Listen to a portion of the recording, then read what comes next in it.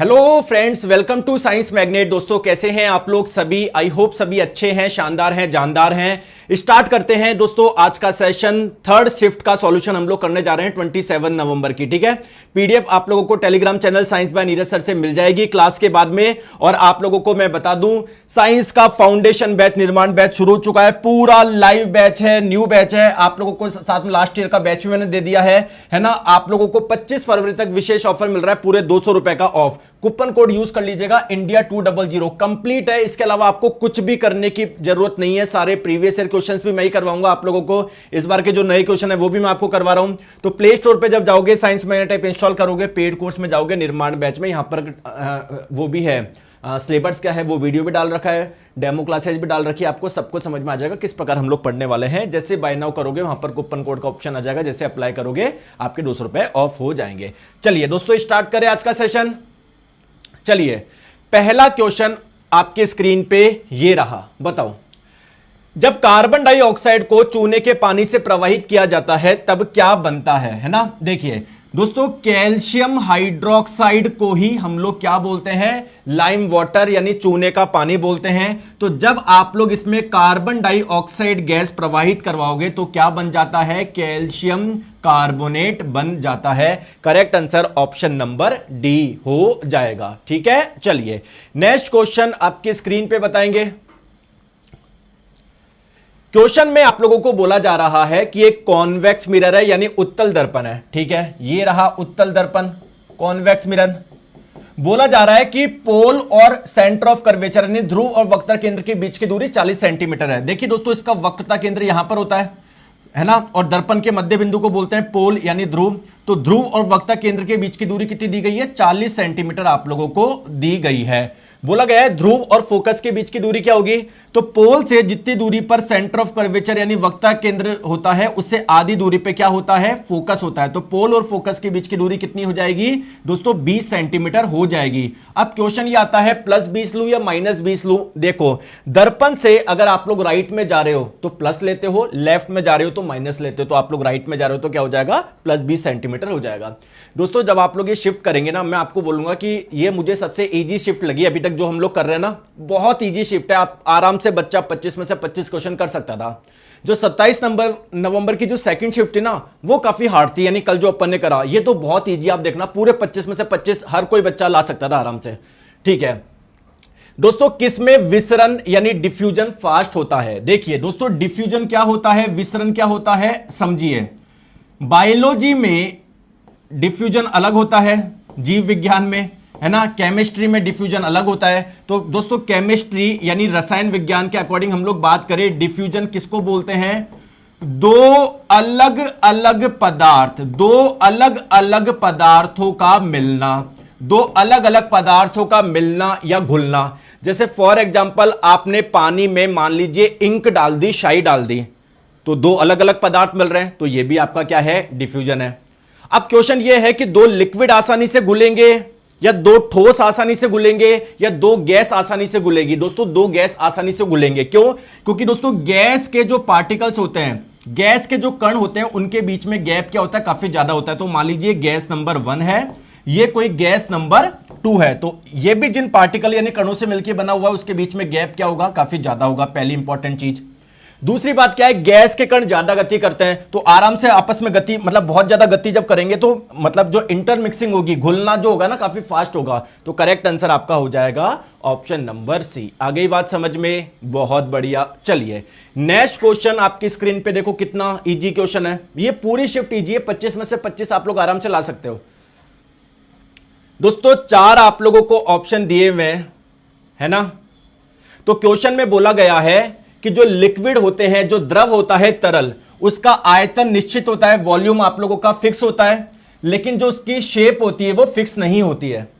तो किस चीज से ये आप लोगों को पता पड़ रहा है? ऑप्शन नंबर ए में देखोगे वायु की बात हो रही है, लिक्विड की बात ही नहीं हो रही है, हटाओ। यहां पर लोहे की बात हो रही है, लिक्विड की बात ही नहीं हो रही, तरल की बात ही नहीं हो रही, द्रव की बात ही नहीं हो रही।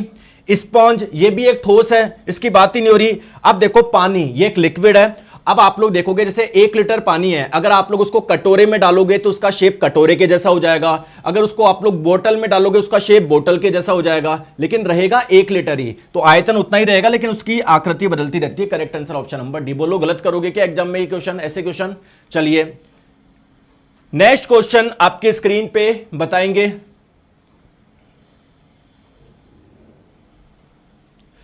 कौन सी विधि में जंग से बचाने के लिए स्टील और लोहे पर जिंक की परत चढ़ाई जाती है? देखिए दोस्तों, जो लोहा होता है ना, या अगर बात करें स्टील जो होता है ना, स्टील भी किससे बना होता है? लोहा ही होता है, इसमें लोहा होता है, निकल होता है, क्रोमियम अगर डालोगे तो स्टेनलेस स्टील बन जाएगा, ठीक है। अब देखो अगर आप लोग इसको खुले में रखोगे तो बहुत ज्यादा चांसेस होते हैं इन पे जंग लगने की। जंग लगने का मतलब क्या है? बाहरी पदार्थों से अभिक्रिया करके दोस्तों इनकी क्वालिटी क्या होती है? काफी कम हो जाती है। तो हम लोग क्या कर देते हैं, इसके चारों ओर क्या कर देते हैं? जिंक की कोटिंग कर देते हैं। इस प्रक्रिया को बोलते हैं गैल्वेनाइजेशन। अब दोस्तों जिंक की कोटिंग करने से हुआ क्या? जैसे मान लीजिए ऑक्सीजन है, जो ऑक्सीजन पहले लोहे से अभिक्रिया कर रही थी अब किससे करेगी? जिंक से करेगी। तो लोहा आपका बच गया, खराब कौन होगा? जिंक होगा। तो यहां पर जो जिंक है वो किसकी तरह कार्य कर रहा है? वो अपना सैक्रिफाइस दे रहा है, वो अपना सैक्रिफाइस दे रहा है। क्यों दे रहा है? क्योंकि अल्टीमेटली लोहे को बचाना है या स्टील को बचाना है। इस प्रक्रिया को गैल्वेनाइजेशन बोलेंगे। कोई दिक्कत है क्या? क्लियर है क्या? चलिए नेक्स्ट क्वेश्चन आपके स्क्रीन पे बताएंगे। 4 आप लोगों को ऑप्शन दिए हुए, आप लोगों को बताना है कौन सा कार्बनिक यौगिक संतृप्त है यानी सैचुरेटेड है। दोस्तों सैचुरेटेड यानी संतृप्त किसको बोलते हो? जहां पर कार्बन कार्बन के बीच में क्या हो? सिंगल बॉन्ड हो।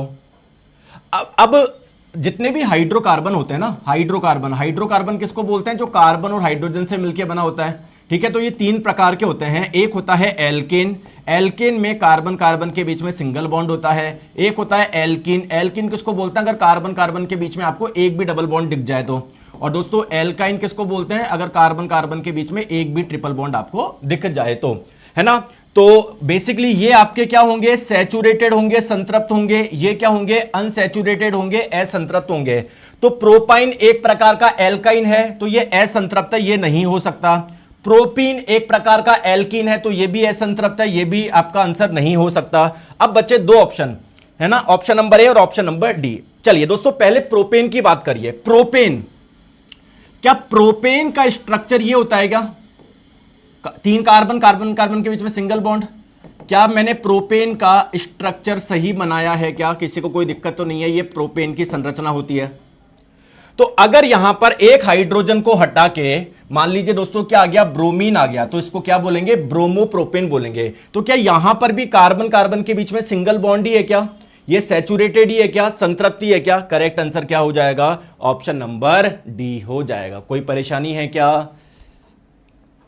कोई परेशानी है क्या? कर लोगे एग्जाम में इजीली? दोस्तों 2 ब्रोमोप्रोपीन क्या होगा? देखिए मेरी बात को ध्यान से समझो। प्रोपीन में क्या होता है? वही कार्बन तो 3 होता है, लेकिन क्या होता है आपका? एक डबल बॉन्ड होता है। बहुत बढ़िया। तो अगर मान लीजिए दोस्तों यहां पर ब्रोमीन जुड़ा हो तो ये हो जाएगा 2 ब्रोमोप्रोपीन। तो कार्बन कार्बन के बीच में डबल बॉन्ड है, अगर एक भी डबल बॉन्ड या एक भी ट्रिपल बॉन्ड दिख जाएगा ना तो उसको अनसैचुरेटेड बोल देंगे, असंतृप्त बोल देंगे। ठीक है, चलिए बहुत बढ़िया। नेक्स्ट क्वेश्चन आपकी स्क्रीन पे बताएंगे।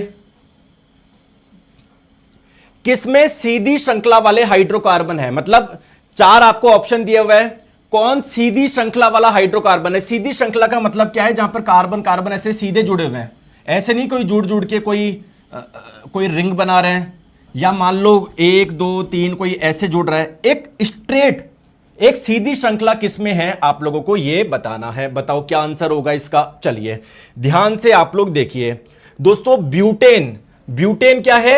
4 कार्बन वाला एक एल्केन है। एल्केन में कार्बन कार्बन के बीच में होता है सिंगल बॉन्ड, है ना। तो 4 कार्बन है, 1 2 3 4, और कार्बन कार्बन के बीच में सिंगल बॉन्ड है। क्या ये सीधी श्रृंखला वाला है क्या? बताओ, बच्चों वाला क्वेश्चन है। Correct answer option number C हो जाएगा। आप लोग बोलेंगे सर आइसोब्यूटेन किसे बोलते हैं? देखो यहां पर ये भी ब्यूटेन है, 4 कार्बन वाला ब्यूटेन है, लेकिन यहां पर क्या होता है? 1 2 3 कार्बन तो ऐसे सीधे जुड़े होते हैं और बीच वाले से ऐसा जुड़ा होता है, तो इसको बोलेंगे आइसोब्यूटेन। तो ये सीधी श्रृंखला नहीं है, बीच में एक ब्रांच निकल रही है, तो इसलिए आपका डी नहीं होगा। दोस्तों 2 मिथाइल प्रोपेन, ये क्या है? 1 2 3, ये तो बन गया प्रोपेन और दूसरे नंबर पे एक मिथाइल जोड़ दो, CH3 जोड़ दो, तो ये भी एक श्रृंखला है, सीधी नहीं है, तो ये भी नहीं होगा, ये भी नहीं होगा। बताओ दोस्तों, मैं फिर से बता रहा हूं कि ये वाली जो शिफ्ट है उसमें 25 में से 25 क्वेश्चन बच्चे आराम से लेकर आए, बहुत ईजी शिफ्ट है। जो बेचारी इससे पहले वाली शिफ्ट थी ना, वो काफी टफ शिफ्ट थी, तो नॉर्मलाइजेशन में उनके मार्क्स काफी बढ़ने चाहिए यार, क्योंकि पिछली वाली शिफ्ट जो थी ना 27 नवंबर की सेकंड शिफ्ट वाली, आपको मैंने बताया था काफी अच्छी शिफ्ट थी वो, ये वाली तो बहुत आसान है। चलिए आ जाओ, देखो क्या क्वेश्चन पूछे हैं इसमें। विद्युत ऊर्जा, शक्ति और समय के बीच में सही संबंध क्या है? देखिए दोस्तों, पावर यानी शक्ति क्या होता है, कितना वर्क करा बटे कितने समय में करा। क्लियर है? अब कोई भी उपकरण होता है, जैसे मान लो बल्ब है, तो वो कौन सा कार्य करता है, हमको सर प्रकाश दे रहा है, बेसिकली उसके लिए उसने क्या कंज्यूम करा, इलेक्ट्रिकल एनर्जी कंज्यूम करी, विद्युत ऊर्जा कंज्यूम करी, यानी विद्युत ऊर्जा को प्रकाश ऊर्जा में बदल रहा है। तो मैं ये मान के चल रहा हूं कि कितनी प्रकाश ऊर्जा उसने दी, जितनी विद्युत ऊर्जा उसने खपत करी। तो मान लेते हैं दोस्तों उसने कुछ विद्युत ऊर्जा खपत करी, कुछ इलेक्ट्रिकल एनर्जी कितने समय में करी, तो इससे आपका पावर निकल जाएगा। बताओ, देखो बच्चों वाला क्वेश्चन है, तो एनर्जी को क्या मैं पावर इंटू टाइम बोल सकता हूं क्या? बोलो, कर लोगे क्या? कौन कौन 25 में से 25 लेकर आ जाएगा इस क्लास के बाद में कमेंट करना। चंद्रमा पर किसी पिंड का भार पृथ्वी की तुलना में कम क्यों होता है? देखिए दोस्तों, कोई वस्तु मान लेते हैं m, जिसका द्रव्यमान है m, तो इसका भार क्या होगा, तो भार यानी वेट का फॉर्मूला होता है इसका द्रव्यमान गुना गुरुत्वीय त्वरण। यहां तक कोई दिक्कत है क्या? नहीं। अगर पृथ्वी पर निकालना है तो पृथ्वी पर गुरुत्वीय त्वरण जो होता है वो लेना है। अगर चंद्रमा पर निकालना है तो देखना है चंद्रमा पर गुरुत्वीय त्वरण कितना होता है। चंद्रमा पर गुरुत्वीय त्वरण कितना होता है? काफी कम होता है। पृथ्वी पर तो 9.8 होता है, यहां पर 1.63 के आसपास होता है, काफी कम होता है। तो पृथ्वी पर अगर गुरुत्वीय त्वरण कम है तो दोस्तों सॉरी, चंद्रमा पर अगर गुरुत्वीय त्वरण कम है तो चंद्रमा पर किसी वस्तु का भार भी कम होगा। देखो क्या बच्चों वाले क्वेश्चन पूछे यार, फिर बोलते हो आप 25 में से 25 नहीं आ सकते। नहीं आ सकते तो भैया फिर ठीक है, नहीं आएंगे तुम्हारे हैं। अगर तुम ये मान के चल रहे हो कि 25 में से 25 में आ सकते हैं, उससे अकॉर्डिंग तैयारी कर रहे हो तो आ जाएंगे। अगर ये मान के चल रहे हो पता नहीं क्या है साइंस वगैरह, तो नहीं आएंगे। जब हम मेज को हल्के से मारते हैं दोस्तों, आपके पास में क्या है, कोई टेबल है, ठीक है, तो आपने हल्का सा मारा, क्या साउंड प्रोड्यूस होगा क्या? अगर मैं तेज मारूंगा तो साउंड ज्यादा प्रोड्यूस होगा। दोस्तों साउंड प्रोड्यूस कैसे होता है? वाइब्रेशन यानी कंपन से होता है। तो अगर मैं जब इसको मारूंगा तो टेबल वाइब्रेट करेगी, इसकी वजह से साउंड क्या होगा, प्रोड्यूस होगा। अब देखिए दोस्तों, जैसे वाइब्रेशन का फॉर एग्जांपल ऐसे वाइब्रेशन हो रहा है, ठीक है, अगर आवाज ज्यादा कब आएगी, लाउड कब आएगी? जब ये एम्पलीट्यूड यानी आयाम का मान ज्यादा होगा। जितना ज्यादा एम्पलीट्यूड होगा साउंड उतना ही ज्यादा लाउड होगा। आवाज अगर कम आ रही है इसका मतलब एम्पलीट्यूड कम है। तो आपने जब इसको धीरे से मारी तो अगर बात करें दोस्तों, ये आयाम एम्पलीट्यूड काफी कम प्रोड्यूस हुआ है, ठीक है। तो करेक्ट आंसर आपका ऑप्शन नंबर बी हो जाएगा। बोलो, आ रही है बात समझ में? Very good. नेक्स्ट क्वेश्चन आपकी स्क्रीन पे,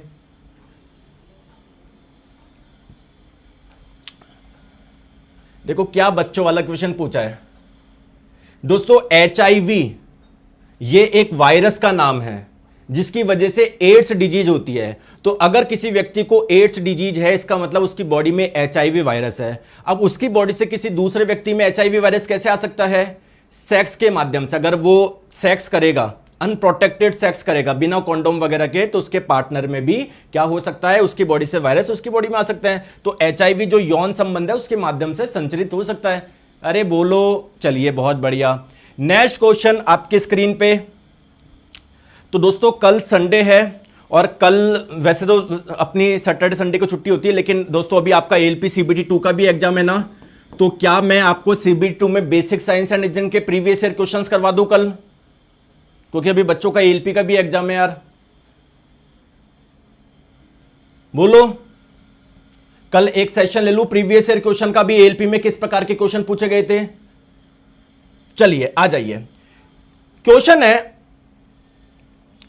आप बताइए मैं जब तक कुछ लिखता हूं दोस्तों, किसी भी कोशिका के चारों ओर एक लेयर होती है, सबसे भारी लेयर को बोलते हैं सेल वॉल यानी कोशिका भित्ति, और दोस्तों उसके अंदर एक और लेयर होती है जिसको बोलते हैं सेल मेम्ब्रेन यानी कोशिका झिल्ली, जिसे प्लाज्मा मेम्ब्रेन यानी प्लाज्मा झिल्ली के नाम से भी जानते हैं। अब कोशिका भित्ति किसी में होती है किसी में नहीं होती है, लेकिन कोशिका झिल्ली सब में होती है। मैंने आप लोगों को बताया था इसकी नेचर क्या है, इसकी प्रकृति क्या है, सेमी परमिबल यानी अर्धपारगम्य।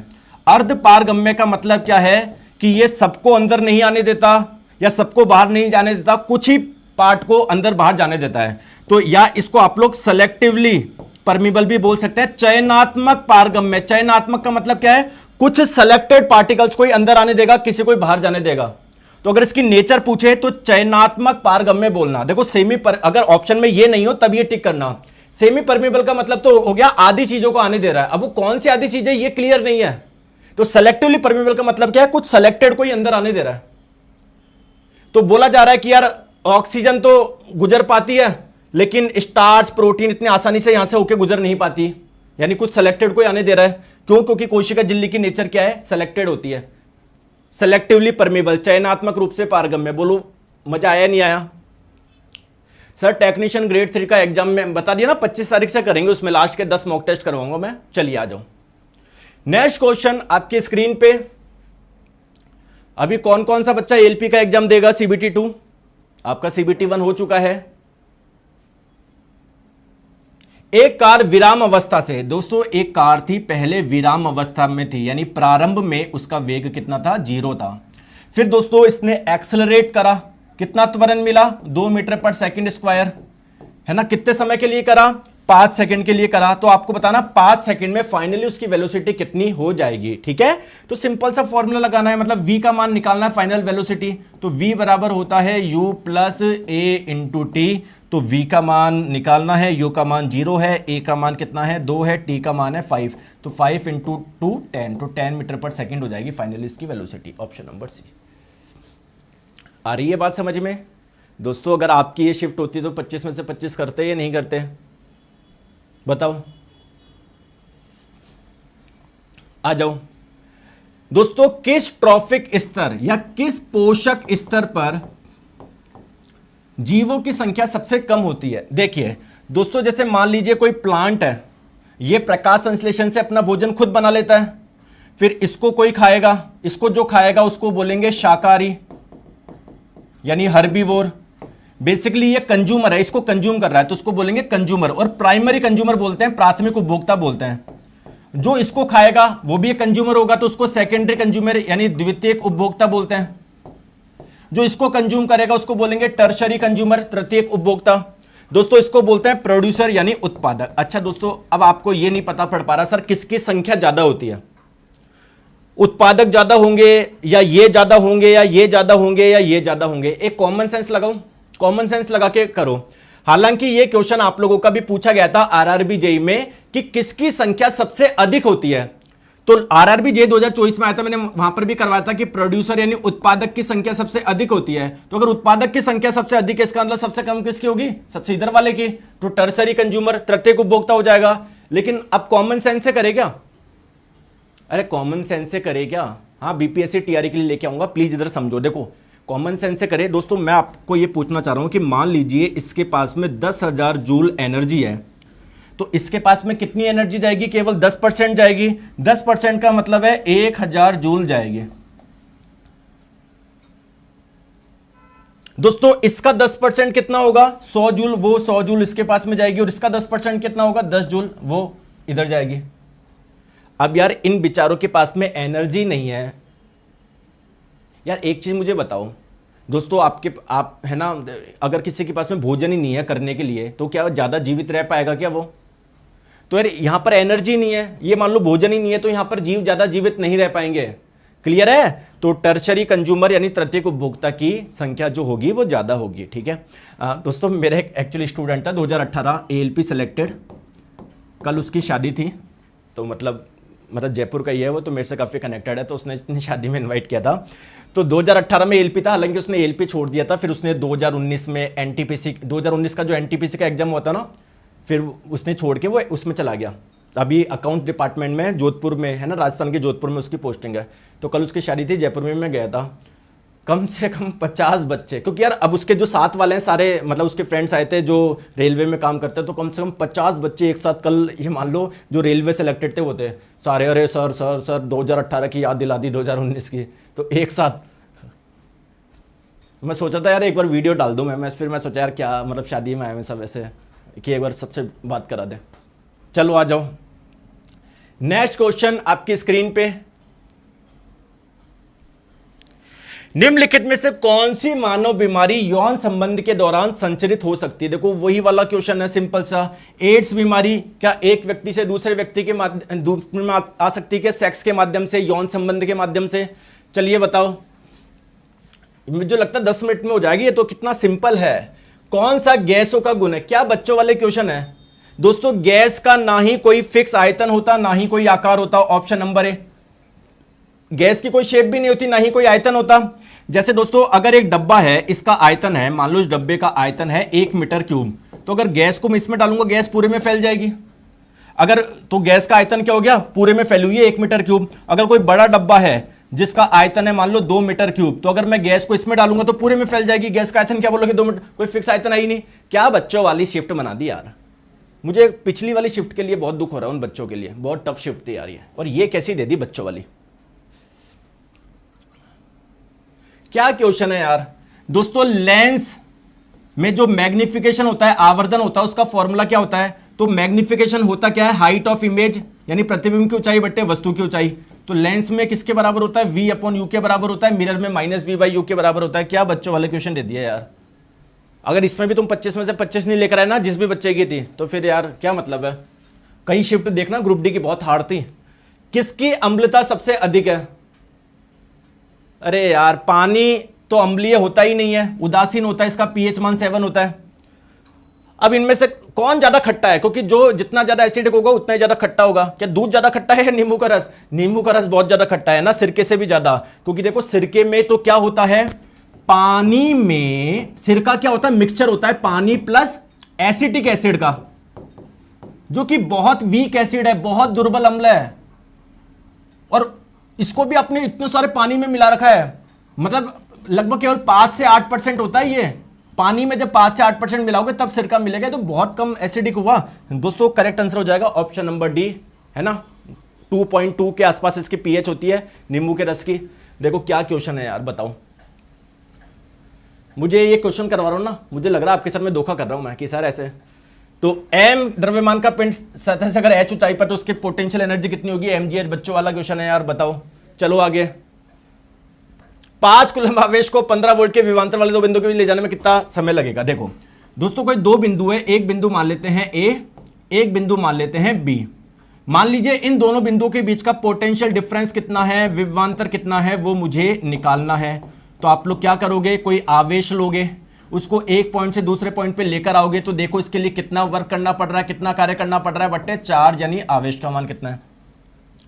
तो आप लोगों से कार्य पूछा जा रहा है, तो कितना हो जाएगा? विभवांतर इंटू आवेश। विभवांतर है 15, आवेश है 5, तो 15 इंटू 5 कितना हो जाएगा? 75 हो जाएगा। और दोस्तों कार्य का मान कितना होता है? जूल होता है। बताओ क्या बच्चों वाले क्वेश्चन है यार। आ जाओ, ये अच्छा क्वेश्चन है, थोड़ा सा, ज्यादा नहीं। बताओ। देखिए दोस्तों आप लोगों को पता है हमारी बॉडी बहुत सारी कोशिका से मिलकर बनी हुई है। सभी कोशिका को एनर्जी चाहिए, ऊर्जा चाहिए। तो ऊर्जा का जो निर्माण होता है वो किस रूप में होता है? एटीपी के रूप में होता है। जिस कोशिका के पास में जितने ज्यादा एटीपी के अणु बनेंगे, आप लोग बोलेंगे उस कोशिका के पास में उतनी ही एनर्जी है। तो दोस्तों एटीपी के अणु कहां पर बनते हैं? माइटोकॉन्ड्रिया में बनते हैं। यानी कुल मिला के एटीपी का उत्पादन कहां पर होता है? माइटोकॉन्ड्रिया में होता है, इसलिए इसको पावर ऑफ सेल भी बोलते हैं। अब देखो दोस्तों आप लोग मुझे बताओ, कल ही मैंने पढ़ाया था, निर्माण बैच में पढ़ रहे थे अपन, माइटोकॉन्ड्रिया के चारों 2 झिल्ली होती है, 1 झिल्ली होती है, 2 झिल्ली होती है ना। तो माइटोकॉन्ड्रिया के चारों 2 झिल्ली होती है, एक तो ये रही और एक अंदर। दोस्तों अंदर वाली झिल्ली क्या ऐसे मुड़ी हुई होती है क्या? इसमें कुछ फोल्ड होते हैं क्या? ऐसे कुछ घेरे होते हैं कि अंदर की तरफ? बताओ। जिसकी वजह से देखो कितना सरफेस एरिया मिल गया, ये कितना सारा सरफेस एक्स्ट्रा मिल गई, कितना ज्यादा एरिया। तो एटीपी के निर्माण के लिए काफी रिएक्शन होती है, तो उस रिएक्शन के लिए जगह भी तो चाहिए, सरफेस भी तो चाहिए। तो देखो यहां पर यहां पर यहां पर यहां पर यहां पर, तो वो सरफेस कौन प्रोवाइड करा रहा है? माइटोकॉन्ड्रिया करवा रहा है। माइटोकॉन्ड्रिया में भी कौन सब, इसकी जो बाहरी नहीं, इसके अंदर वाली झिल्ली, कल ही पढ़ाया था मैंने ये। क्लियर है? आ जाओ, नेक्स्ट क्वेश्चन आपके स्क्रीन पे बताएंगे।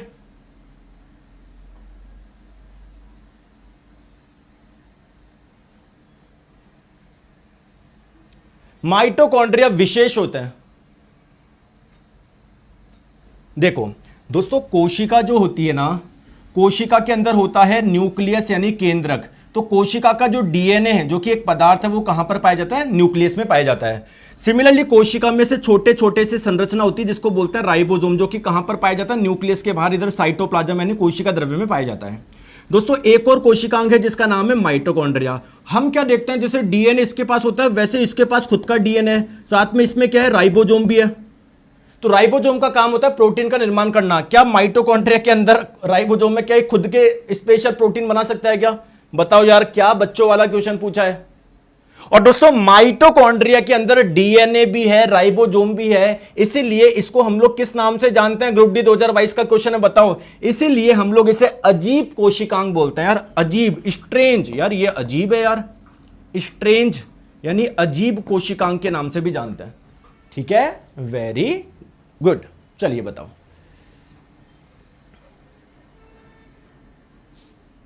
कुछ बच्चे बोल रहे सर सिरके की पीएच 2 पॉइंट ऐसी होती है। हाँ बिल्कुल होती है, लेकिन लेमन से ज्यादा होती है। लेमन की कम है। लेमन जो वाटर, लेमन जो जूस है, नींबू का रस। कौन सा पौधा पत्तियों के किनारों पर कलिकाओं द्वारा अलैंगिक प्रजनन करता है? देखिए दोस्तों, हर प्लांट या हर जीव प्रजनन करता है। प्रजनन के अलग अलग मेथड होते हैं। एक मेथड होता है जिसका नाम है, नाम ही भूल गया, वेजिटेटिव प्रोपेगेशन, हिंदी में बोलते हैं कायिक प्रवर्धन। सर ये मेथड क्या होता है? कुछ कुछ प्लांट होते हैं जो कि अपने तने, जड़ या पत्ती के माध्यम से नए पौधे का निर्माण कर लेते हैं। तो दोस्तों एक प्लांट है जिसका नाम है ब्रायोफाइलम। उसमें क्या होता है, जो उसकी पत्तियां होती है ना, पत्तियां, तो पत्तियों में से किनारे जो होते हैं ना, या मैं बोलूं इसमें जो स्लॉट जो होते हैं, है ना, यहां पर छोटी छोटी बड़ ऐसे कली जैसा कुछ बनता है, कली जैसा कुछ बनता है, और जैसे गिर जाता है तो फिर वो नया पूरा प्लांट बन जाएगा, नया ब्रायोफाइलम प्लांट बन जाएगा। तो किसकी बात हो रही है? ऑप्शन नंबर सी की बात हो रही है। क्लियर है? आ जाओ।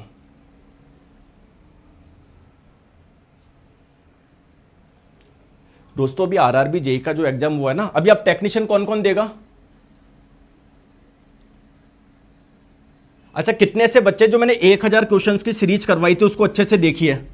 तो उसमें जैसे मैंने क्वेश्चन करवाया था कि मुर्गियों को विटामिन ए क्यों दिया जाता है, कल क्वेश्चन आ गया वो। तो अगर आप लोग डेली क्लास ले रहे हो, एक भी क्वेश्चन क्लास से बाहर नहीं जाएगा। लेकिन आप सोचे हो कि नहीं गुरुजी मैं तो पढ़ाई नहीं करूं, मेरा सिलेक्शन हो जाए, ऐसे नहीं हो सकता फिर यार, है ना। एकल फसल की खेती की तुलना में जो इंटरक्रॉपिंग है वो क्यों बेनिफिशियल है? देखो इंटरक्रॉपिंग क्या होता है, देखो पहले तो समझो कि एकल फसल का मतलब क्या है कि खेत में आप लोग कोई एक फसल उगा रहे हो, मान लो दोस्तों मक्के की उगा रहे हो या किसी और की उगा रहे हो।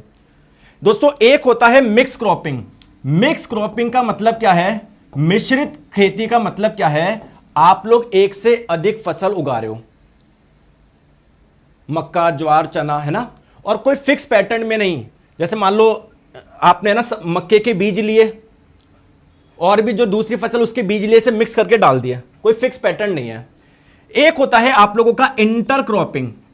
दोस्तों इसमें क्या होता है, जैसे मान लो एक या एक से अधिक फसलों को एक साथ उगाया जाता है लेकिन एक फिक्स पैटर्न में। जैसे मान लो पहले आपने कोई बीज डाल दिए या पहले आपने मान लो दोस्तों मक्का लगा दिया, फिर आपने अरहर लगा दिया, फिर 2 मक्का लगा दिया, फिर आप लोगों ने, है ना, एक फिक्स पैटर्न होता है। ऐसे नहीं कि यार जैसे मान लो 1:1 का या 1:2:1 का या 1:2:2:1 का, है ना, तो एक फिक्स पैटर्न में होता है। अब इसका फायदा क्या होता है, देखो जैसे मान लीजिए दोस्तों यहां पर मक्का है और क्या है, अरहर, पिजन पीस को बोलते हैं अरहर, अरहर, अरहर जो भी बोले आप लोग। देखो दोस्तों हम लोग, इसका फायदा क्या है, जैसे मान लीजिए मिट्टी में जो पोषक तत्व है, क्या उनकी जरूरत प्लांट्स को है क्या? अब मान लीजिए कि एग्जांपल किसी प्लांट्स को नाइट्रोजन ज़्यादा चाहिए, किसी प्लांट्स को मान लो पोटेशियम ज़्यादा चाहिए, और इस वाले मिट्टी में दोनों है, समझो मेरी बात को, एक एग्जाम्पल समझा रहा हूं मैं। तो नाइट्रोजन एक जना ले लेगा, पोटेशियम दूसरा जना ले लेगा, तो मिट्टी में जो भी पोषक तत्व है क्या उसका प्रॉपर यूटिलाइजेशन हो पाएगा क्या? पहला तो ये फायदा है। दूसरा फायदा क्या है, जैसे मान लीजिए दोस्तों यहां पर क्या लग गए, कीट लग गए, कीड़े लग गए।